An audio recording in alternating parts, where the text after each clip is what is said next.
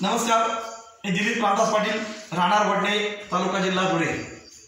कृषी भूषण सेंद्रिय शेती पुरस्कृत कृषी वाद कृषी संजीवनी सप्ताह निमित्ताने संदेश देऊ इच्छितो आहे की पेरणीपूर्व कोणत्याही बियाणाला बीज प्रक्रिया करणे, बीज संस्कार करणे.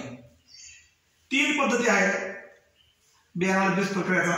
एक जैविक पद्धतीने विद्यापीठ सल्ल्यानुसार जीवाणू संवर्धन युक्तने बीज प्रक्रिया करणे, एक नैसर्गिक पद्धतीने बीज संस्कार करणे आणि तिसरी बायोडायनेमिक पद्धतीने यस्मॅन कल्चर ने बीज प्रक्रिया करणे.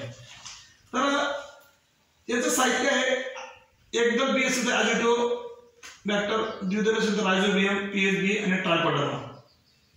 आणि बीज संस्कारचं साहित्य आहे तिथं शेण, गोमूत्र, चुना, हिंग, दही, थोडं पाणी. आणि याची कृती आहे बीज संस्कारात 2 दिवस पूर्व शेण, गोमूत्र, हिंग, चुना हे टाकून घेणे, 2 दिवस ढवळणे आणि अशा प्रकारे बियाणाला चोडून 2 तास सावलीत वाढू देणे.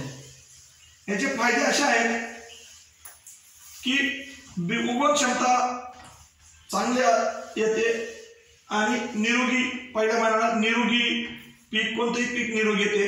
आणि आपण काही मर रोग असतो, मर रोग येतो सुरुवातीला काही पिकांना, तेव्हा ट्रायकोडर्माचं जर पावडर टाकायचं तर मर रोग पासून अटकाव होतो. आणि जीवाणू संवर्धनाचा वापरमुळे बियाणाला जमिनीतील जीवाणू, नत्रयुक्त जीवाणू विघटन होतात. अशा अनेक प्रकारचे किडींना अटकाव होतो. म्हणून बीज प्रक्रिया करूनच लागवड करायला पाहिजे.